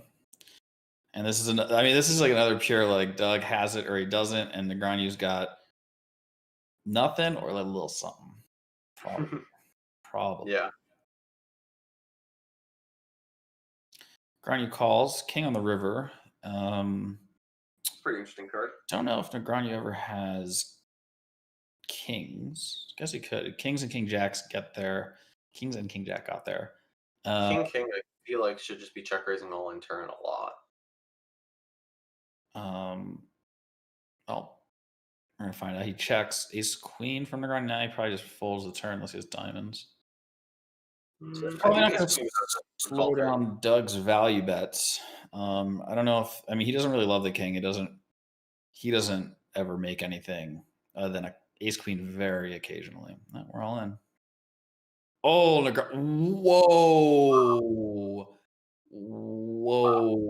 whoa. That's spicy. That is what you call a bad beat. Yeah. So yeah, what do you think of Negreanu's turn play there? I think he has to call. It's like Really? none of actually I wouldn't say none, but most of Doug's bluffs are going to just be worse hands that they probably follow through on a lot of blank rivers, but it feels like your hand's just too good to fold. Because like you I have a lot of pair hands that like you'd rather call ace queen than like king 10, for example, would be my guess on the turn. Because king 10 just like is harder to play on river. I don't know, man. I feel like you have a better removal with king 10. Kind of. Yes and no. Like the king is going to block some of the bluffs. I think a lot of the bluffs for Doug are probably like king low suited type stuff. Can you run the I think you should for sure fold the turn here. Can you run this? Yes. Okay. Is Let that me. I have Alright. to reorganize some Pio stuff. I have like 8 Pios open right now, so I need to. All right. Also, Jesus. my pre-flop ranges are not the same as Doug's almost for sure, so that'll Of taint things a course. bit. Of course. Yeah, yeah. But But hopefully it'll we'll come pretty close. it'll shed some light. Sure. I think another problem with this is that diamonds are out there. You don't have a diamond. 9, you do not have the. No, I mean nine's not even that good of an out. And you don't block pairs. And even if Doug does have a bluff, your equity is like good, not great. I will be very surprised if it folds. All right. I'm not I know more about the PLO solver than I do about the no limit solver. But, Yeah. All right, we're off. We're off. All right. I'm gonna answer a couple questions. Dan Gendelman, does Doug consider what happens on one table versus the other? Absolutely not. He never does. He just plays each hand independent of one another. How does Doug stay motivated for this? How to continue to stay motivated through potential 25K hands? Several trucks, bring trucks full of money. And is this fun for Doug or is it a grind? It's more of a grind, but it's weird. It's like Doug kind of likes the grind, but wouldn't do it if there wasn't a like giant pot of gold at the end of the rainbow. So yeah, it is. It's kind of it's a job. It's like a hardcore. Oh, we got a big pot here. It is for sure a pretty hardcore job. Let's take a look at this one. Yeah, what happened on the earlier streets there? I missed that. I'm gonna guess he just bet. Yeah, Negreanu flops a straight, checks back the straight, turns the deuce. Doug leads. River's 9 of clubs. Doug bets again. Negreanu raises, and the Wait, he checked back flop with the he straight. checked I back thought and he flop flopped with the the straight. straight. Yes, you heard that correctly. He flopped. The flop was deuce 3-6, huh? Yeah. Are you sure? That's crazy. Yeah, yep. Interesting. Yeah. So any chance Deeb returns? Yes, Deeb will probably be back at some point. Oh, this is a question for me. This is a question for you. What, as we wait for this sim, what do you think about the cordial nature of this challenge? This has been a topic that the chat's upset about. People have hit me up, and they've been upset. They told me to tell Doug to start talking more shit to Negreanu. What do you have any thoughts on this? Just like that they're being nice to each other, kind of. Yeah. I think it's kind of nice. Like, I mean, obviously they both have strong feelings about the historical nature of their relationship in the public lens in poker, but it is kind of cool that almost a little bit of what we were talking about earlier, where like the synergy of like the sum of the parts is greater than the whole or whatever. Like there's an element of like appreciating your competitor even if you have a variety of differences with them because you can't like have that experience of competition without them. So I think it's Mhm. kind of nice. Yeah, I think I think it like people were really upset when they played live that they were like very chatty and nice. And I kind of thought about it, put myself in Doug's shoes, and like I don't know what the alternative is. Like you just go and then you're like, hey man, like more rake is better, like fuck you. And then don't say anything to him for like 3 hours. Like there's not, it was like either like be quiet. Like you can't like berate somebody like playing like, however many hands an hour like live. Like I don't even, or just like playing in general. I guess you could like, every time every time you stack them, you could like maybe say something, but I just don't think it was like it's not like a good forum for like for shit talking, unfortunately. Yeah. So it's mostly calling, although of the ace queen suiteds, it is its least favorite one. Folds like 20% so far. It folds the turn, so it calls 80% A of the little time. bit less. It's going down a bit. It's like probably gonna end up being 75-25. So it's almost done. Damn, that is fucking crazy. Yeah. There's a lot of kind of interesting hand. Yeah, I Yeah. mean these three bet pots with like the low SPR and the coordinated boards, I would say are probably How often does it check flop for Doug. for Daniel? Oh, sorry. 54%. It just goes all in like 11.5% of the time. But Versus this on the this is also a function of flop. like the the ranges I have are different than his. Right, yeah, it's gonna be really hard. Yeah, yeah.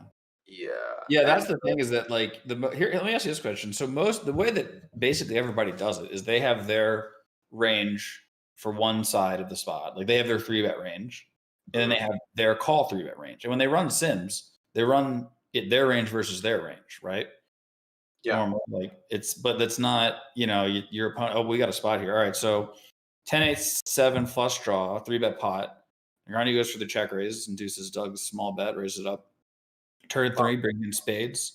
this is pretty similar to the last one. It's actually just like one rank lower on every card. No, okay, it's a little bit different, but Close-ish. Doug gets king 10. Negreanu has aces. Aces are good. uh, King 10 is not, unfortunately. And yeah, Doug it leads. feels like without the diamond or the spade with the kicker, it's probably pretty tough to fold there.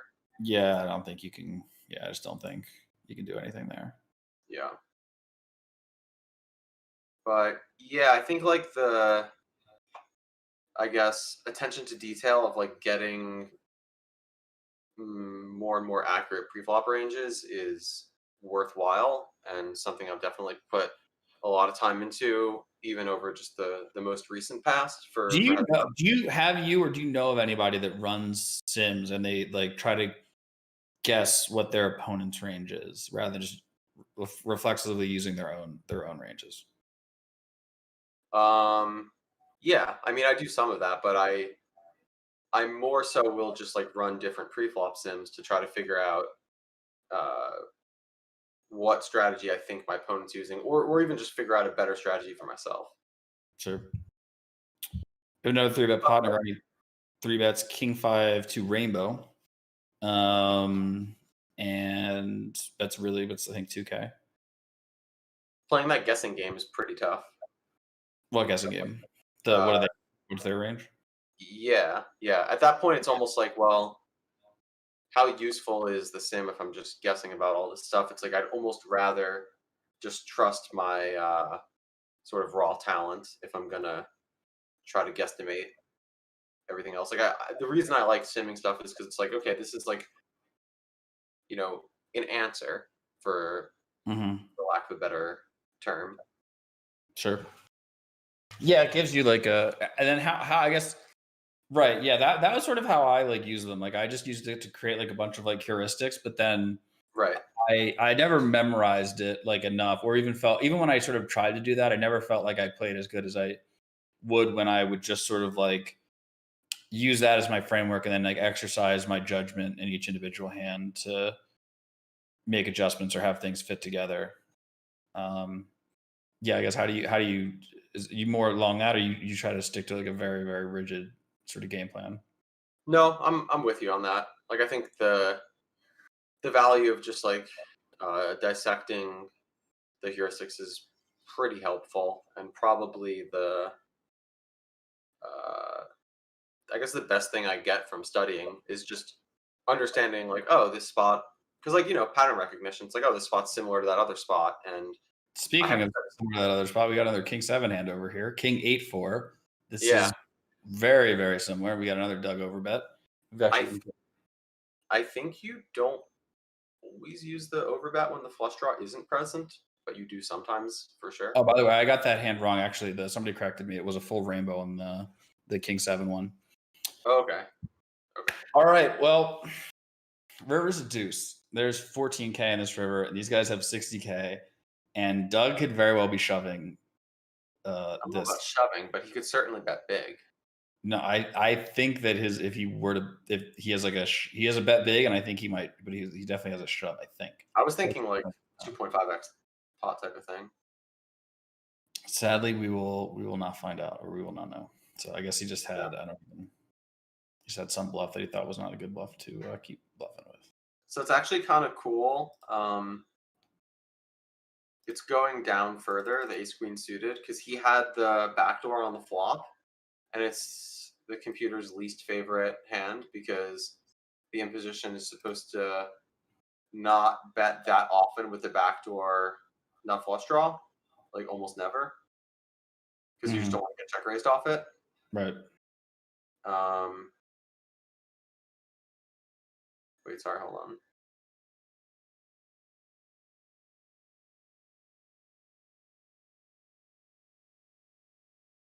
Seems like actually that should be different. Anyhow, probably need to spend more time thinking about this, but the gist of it is the other ace queen suited is almost always call. This one, so that one folds, but then all the other ones are rank higher, and then they mostly call. Yeah, there's And something what? funny going on with the suits. Sure. What is this one at? Exploitability wise, you mean? No, what's it? How much is it? How much is this one calling at the Right moment? now, 65%. Interesting. God, that like blows my mind. I guess that what ends up happening, it has a bit of showdown value. Yeah, so there's some complete dust bluffing, like 4 or 5 of spades, deuces bet like all of the time. Yeah, As deuces as in Doug's spot. yeah. Well, that'll be some major ace queen. That'll be some major ace queen owners just bomb the turn call. Yeah, Like check check river. yeah, I river probably have five, it, check actually. check. I have a pair. What do you have? Pair's good. I have nothing. That drives me insane. People like are on the river. It's like, what do you have? It's like, bro, what do you have? Like, I have a pair. It's like, really? Better than the one on the board? Okay, two pair, two pair. Look, man, you just lose. Huh. Like, just muck your hand. Wow, the river's really weird. Involves some very abstract betting and calling. Like it sometimes value shoves queen jack. It Okay, always value shoves a king. sure. Yeah, I mean, it makes sense, right? You got to imagine most of Negreanu's range is like Jack X, 10X, 8, 8, you know, 8 plus, whatever. Um, and Yeah. solvers are doing like betting ace high and deuces and 5-4 and queen 6 suited and whatever. And And then we'll bluff all those, and then you can value bet a king. Yeah, a lot of the bluffing is from like a turn 6. By the way, king 10 folds like 70-ish% on So turn. king 10 is mostly a fold, and then ace queen. But I don't. So explain to me how that makes sense, because then you're bluffing with a 6 a bunch. So like the 6 is just like wrecking your ace queen, and the 10 But the is 6 is crushing. also just it's gonna destroy, like, you just have bad visibility with king 10. Also, like, because you're playing such a heavy check strategy on the flop, you're just not that high up in your range. Queen 10, for example, never folds, so, like, the gutter's a Of pretty big course, deal. yeah, of course, yeah. Queen 10's never. Yeah, I mean, four outs. There's a massive difference between 4 outs and Yeah. whatever. Yeah. Any hand with a 9, any pair plus 9 never folds. 10-7 folds, though. The low end is not preferred. I guess the 7 probably is in the bluffing range a good bit. 10-7. Sorry, how much does 10-7 fold? Constantly, like, always. Whoa, that Without clubs, it's pure folding. that blows my mind.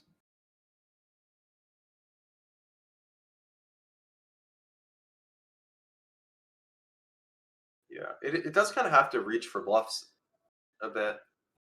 So what happens with ace queen on the river? Mostly, I get it. Mostly, On what card? The king? well, well, no, I know how it goes on the king. I guess like across like all.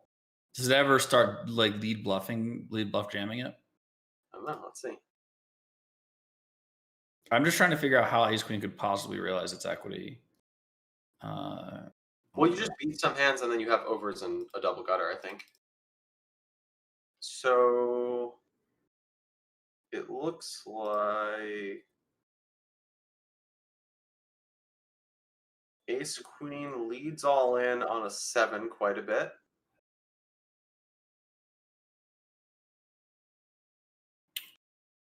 And yep, I think That's it. that's the only river it plays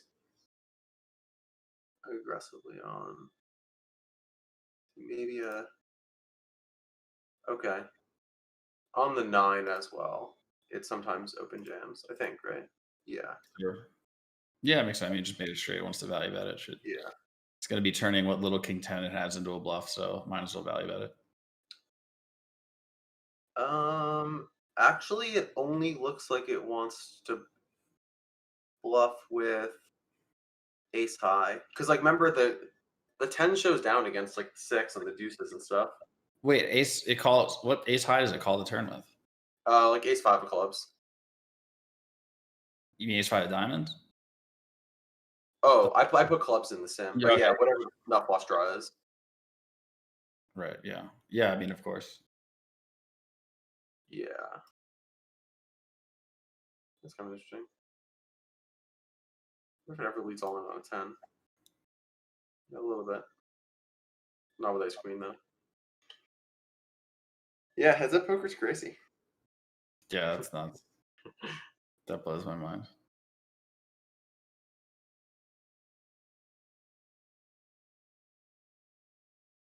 That blows my mind. Looks like Doug is down about 100K now, so big number, but really only 2.5 buy-ins. So not really That's that big. one thing I've relearned is, like, yeah, heads up has a lot of volatility. It's like in tournaments, I'm not used to just losing 10 buy-ins in like 5 months. Yeah, it's pretty unusual. Yeah. What is your schedule? When do the tournaments mostly run? Obviously, the weekends. Is there like weekday stuff that? Yeah, Tuesday's usually decent day. They have like a 500, like that's an okay turnout. I try to mostly play when they run the series, which one is going on right now, and yeah, nothing too big. I mean, like the World Series was such a hit. Like they got incredible numbers, way bigger turnouts than I would have expected, Of and it course. feels like every other series they've run since then. Not that it's been a letdown, but it's definitely been a lot smaller numbers Yeah, it's a than. lot, I mean, you're just like less excited, right? Like, Yeah, I mean they got a lot of people probably traveling out of state to like stay at Borgata or whatever and play. Yeah. Cali Yeah, people come I to definitely Vegas. know a number of guys that came to Vegas to play. Yeah, I mean, I'm sure Jersey was even crazier. I mean, there's so many people that live like within an hour of Jersey that would be super gung ho to play. So, yeah. yeah, unsurprising.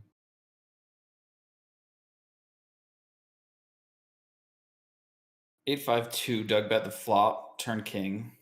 To be generally pretty good for his range. I think the king's like good. I think like queen, jack, and 10 are like amazing.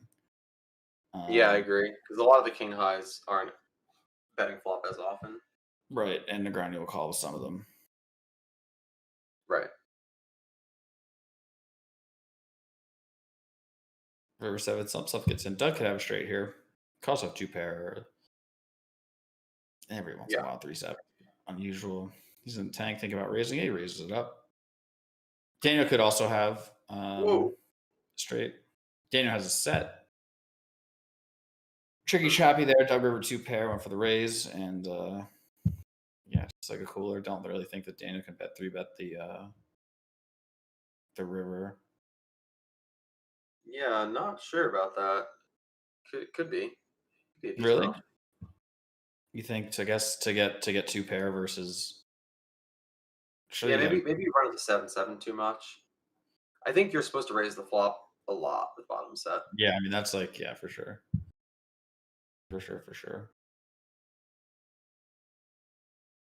Do you still eat chewy bars? And if so, how many per week? I do not. Oh, Well, I went to this awesome place today. You ever hear of this place, Makers and Finders? no, what's that place?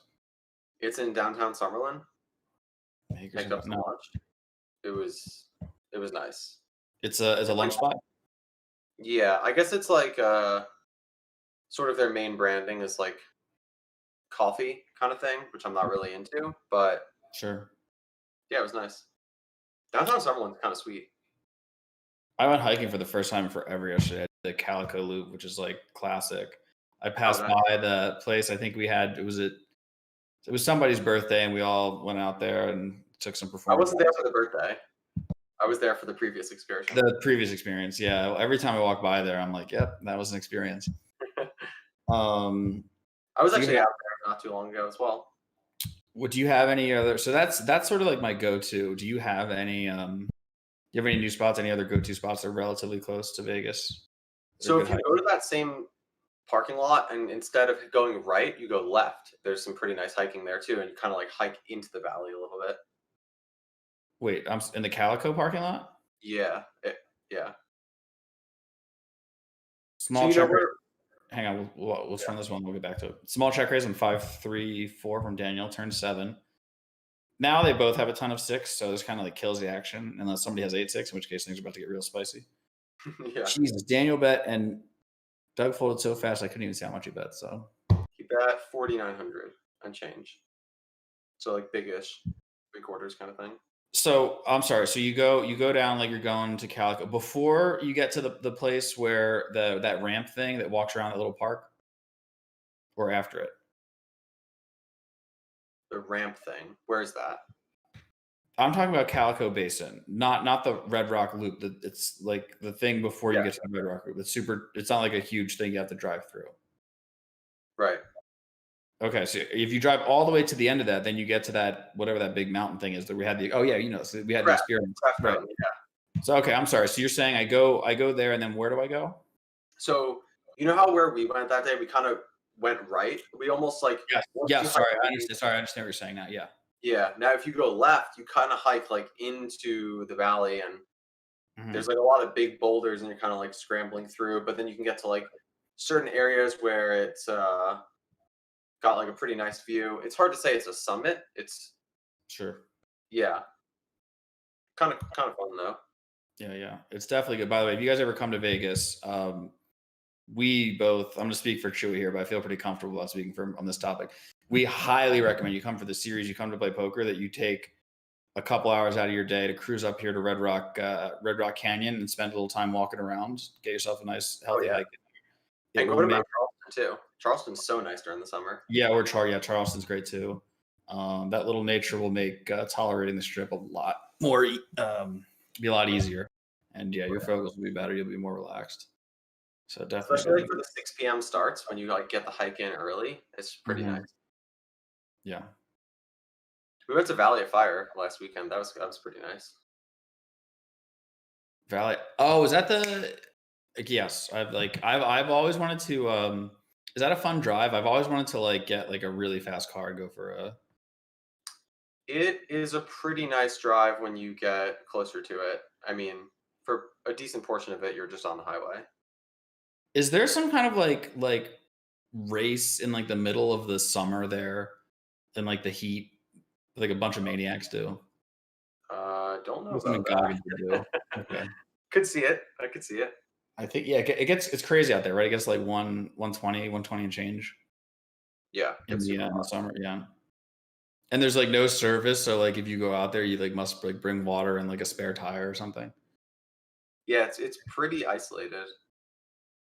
More so than Red Rock for sure. By the way, the stream is saying I couldn't tell if it was just me or it was them, but your camera's quality is like a little bit lower.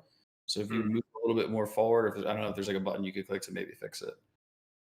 Um, Not sure. You know what I'll do though is the sun seems to have sufficiently set. I'll move my desk, and maybe this will help. We got another small lead here. Ace Queen 5, turn Queen. You're going to go for the check call small lead. Is this better? Feels like So, it is probably. a little bit. Yeah, it's kind of easier to see, but it's still a little pixely, which is weird because it wasn't in the beginning, but Hmm. take what we can get. River Jack of clubs. Granny It's could not have king working. 10 or a flush, have some queens. Small lead could be indicative of his whole range. He's done it a number of times. Not 100% sure. Oh, I see on the stream. Yeah, it looks weird, but Well, he leaded king 5, which leads me to believe that he's probably leading everything. And then Doug has like a chopping ace and just checks it down. And yeah, it seems reasonable. You do anything else with specifically ace jack there? I feel like you could raise the turn. What about the river?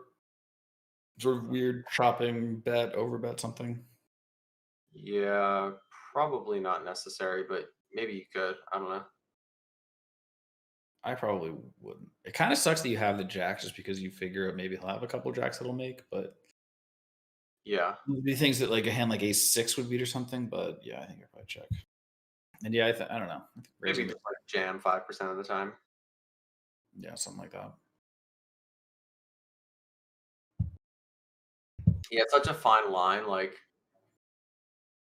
playing heads up and like making those like high variance, but also like high EV plays if done well. And if you just do it too much, you're just you're done so. Sure. By the way, Jimmy, I don't know if you have to be on this Discord. I have some GTO that having more people on Discord call possibly hurts the quality. I don't know if it's necessary that you are on the call, but I figured I'd just put that out there.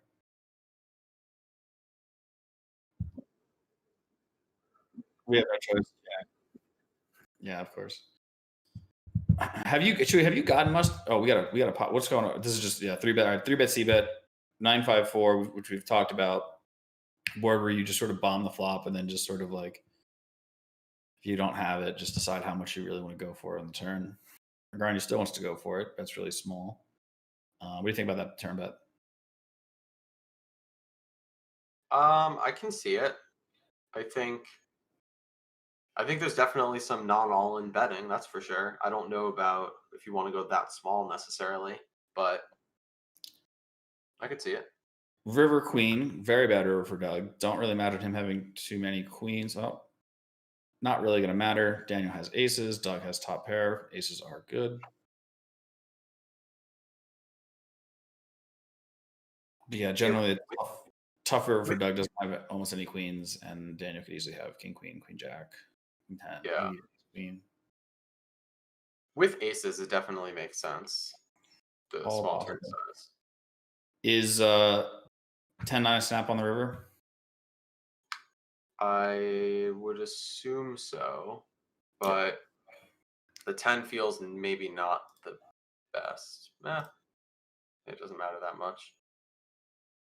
That's what I we don't like. know. A Doesn't 9 matter. probably doesn't really find a fold. Yeah, can't really fold. And what I mean, really, what could you do? What can you do?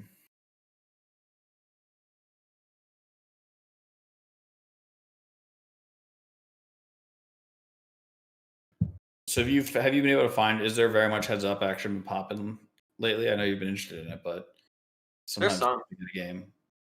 Yeah, there's definitely some. One tabling or multi table? There's a few guys who will play multiple tables for sure. Hmm, Yeah, it's fun. So it's a little bit nostalgic. for sure. Kind of reminds you of what once was. Man, the action back in the day was just so insane. It was insane. Yeah, we really didn't know how good we had it. Like we just thought, No, we did I not. just like this will just last forever. Like obviously, Yeah. and now like in retrospect, it's so clear that it was like unreal. All right, we got another. It looks like a bet check back raise river line from Doug. Maybe Negreanu probed. Oh, Doug is just one shy here. Let's see.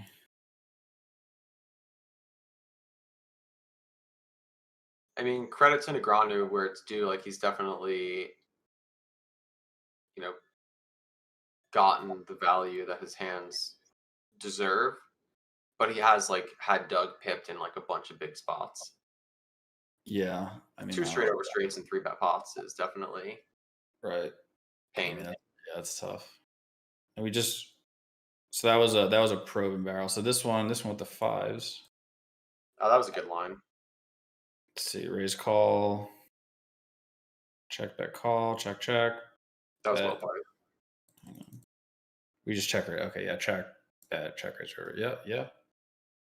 That is absolutely the way to play that hand.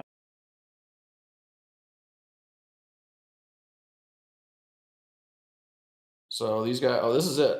They're at 2 hours now. Negreanu has been quitting every time on the dot, but he's still playing. He's running really good.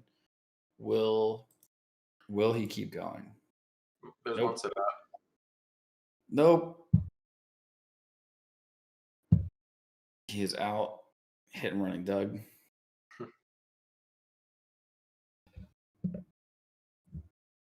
Guys, if you want Doug to come on after the stream and talk about what it feels like to lose $170,000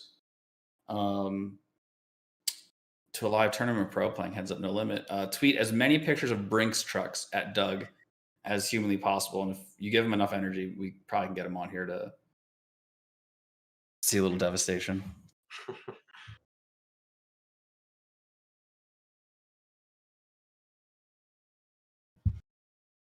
So yeah, I guess I don't know. We have it down 170K. Either way, they're basically going to be around even. It's going to be pretty close.